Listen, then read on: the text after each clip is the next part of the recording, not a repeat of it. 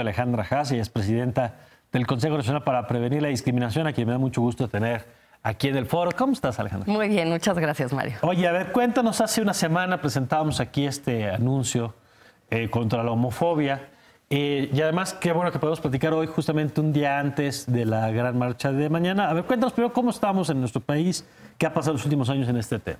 Mira, realmente la agenda del tema de orientación sexual, identidad de género y características sexuales, la agenda conocida como LGBTI, es una agenda que tiene décadas de atrás.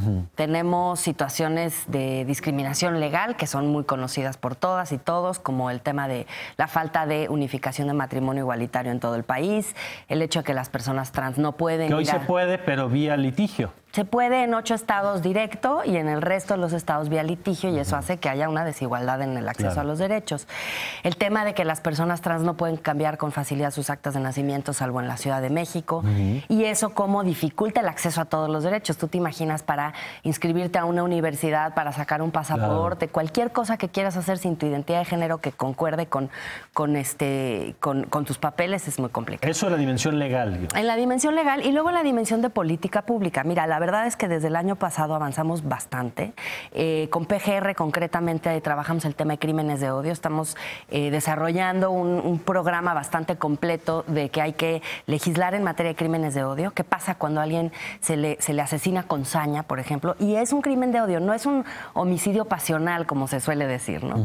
Y entonces las entidades federativas necesitan legislar, necesitamos crear bases de datos, necesitamos capacitar ministerios públicos para que esto se logre.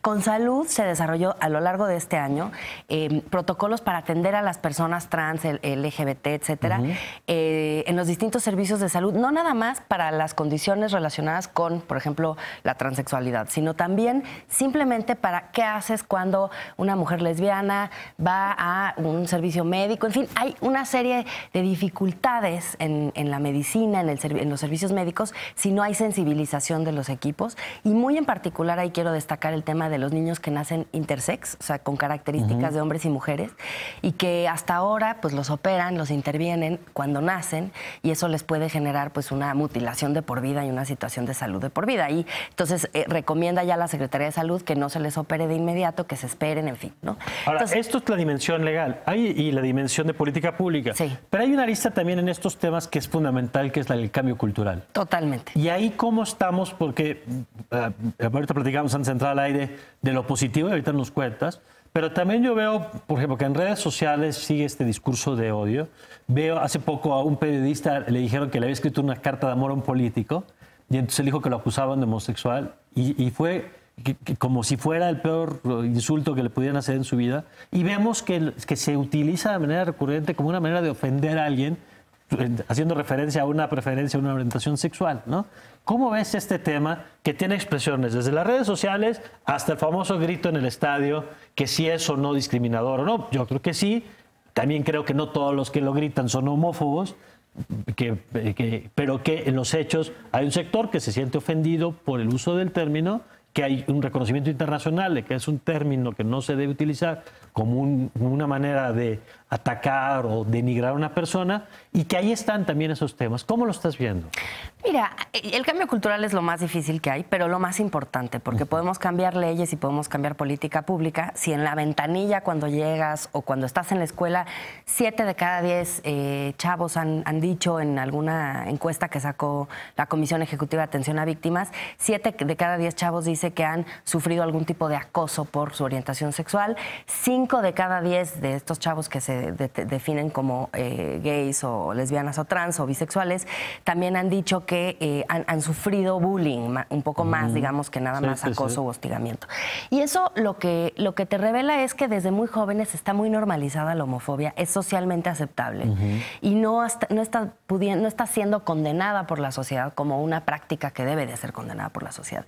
Y ahí por eso nosotros nos pareció importantísimo, y a partir también de una demanda muy sentida de la sociedad civil, lanzar una campaña contra la homofobia. Será, yo espero, la primera de muchas, porque es un fenómeno que va a tardar su tiempo en revertirse, pero es una campaña que parte de la premisa de que, primero, la diversidad sexual, incluida la heterosexualidad en esa diversidad, sí, claro, es parte natural de las personas. Sí. Todos tenemos una orientación sexual algunos somos heterosexuales, algunos somos homosexuales, algunos somos bisexuales, y no hay gran diferencia en términos de cualquier otra cosa, digamos, ¿no? Y entonces hicimos este spot que, si recuerdas, es una familia en donde se plantea que hay distintos tipos de familia, una abuela que cuida un nieto, una mamá soltera, hay papás solteros, en fin, 13 tipos de familias, de acuerdo con el INEGI, y algunos de esos 13 son familias homoparentales o lesbomaternales. Y lo que quisimos hacer ver es que en ese núcleo familiar, que es muchas veces donde tendría que estar el apoyo primero, donde tendría que estar el espacio seguro y donde muchas veces se da la homofobia y donde muchas veces se da la violencia, ahí es donde primero nos tenemos que empezar a preguntar por qué ahí hay rechazo y por qué ahí no hay aceptación de la diferencia. Y por eso el spot termina diciendo el amor es más grande que las diferencias. Pero no, o sea que tiene estas dos aristas, la arista del espacio de la familia como uno de los espacios donde se da la homofobia, pero también la familia homosexual o lesbiana como una de las familias absolutamente... Como una familia. Exacto, claro. Como una de las familias que componen la sociedad. Con los vicios y virtudes de cualquier familia. Y con los derechos de todas, claro. que eso es lo más importante. Claro. ¿No? Todas las familias, todos los Ahora, derechos. decíamos, está ese tema, pero vale la pena, creo que contarle esto que decías ahora. También hay actores que así como vemos que permanece la homofobia en ciertos grupos, también es cierto que cada vez más sectores económicos, incluso diplomáticos, se suman a este tema. Así es. La verdad es que es muy esperanzador. Este año va a haber un contingente de embajadas, por ejemplo, en la marcha mañana.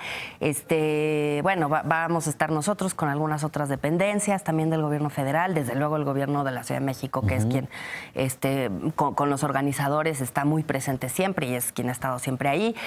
Pero realmente lo que ve, y empresas, ¿no? Cada vez vemos más empresas, están, no quiero mencionarlas, pero digamos, hay muchas empresas que sacan productos, que ponen aparadores, que están haciendo expresiones de apoyo.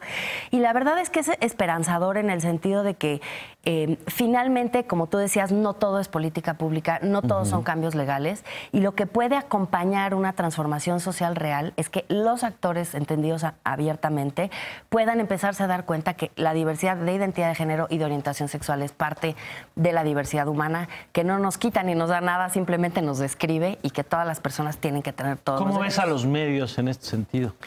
Pues yo creo que los medios, mira, ahora tenemos abierta justo la convocatoria de Rostros de la Discriminación. Aprovecho para decirte, es el concurso de periodismo en materia de no discriminación, que está abierto unas 3 semanas más. Y lo que hemos visto es que la verdad hay muy buena voluntad de parte de los medios de sumarse. Desde luego, pues hay gente homófoba en todos lados, como hay en todos los ámbitos. Pero por otro lado, hemos visto también muchísimo interés de parte de los medios por cubrir este tema, muchísimo interés por saber cómo abordarlo. Y por eso publicamos nosotros un glosario de términos de orientación sexual y identidad de género, que lo pueden descargar en línea en nuestra página, y realmente es muy útil porque muchos de los problemas de este tema se derivan de la falta de conocimiento, de la confusión entre los términos. No es lo mismo quién te gusta que quién te sientes, ¿no? Y ese tipo de cosas. Entonces, hasta el glosario tiene un dibujo de una persona y entonces ahí se explica con mucha claridad. Es buenísimo para los medios, para los maestros, para cualquier persona que se quiera enterar, y sobre todo para los servidores públicos que tienen obligaciones bien concretas en esta materia. Muy bien, pues muchas gracias, Alejandra. Muchísimas gracias, Mario. Y aquí seguiremos, por supuesto, abiertos a estos temas. Súper, muchísimas gracias.